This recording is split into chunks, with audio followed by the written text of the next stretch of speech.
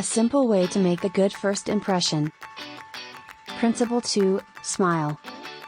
Happiness is independent of external conditions. It is determined by internal circumstances.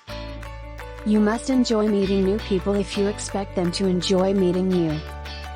The expression on one's face is far more significant than the clothing on one's back.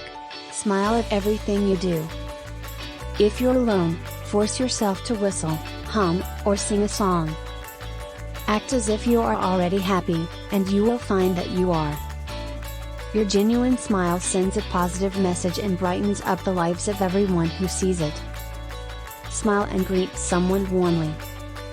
Smile to acknowledge someone's presence. But you don't have to walk around the office with a phony smile on your face.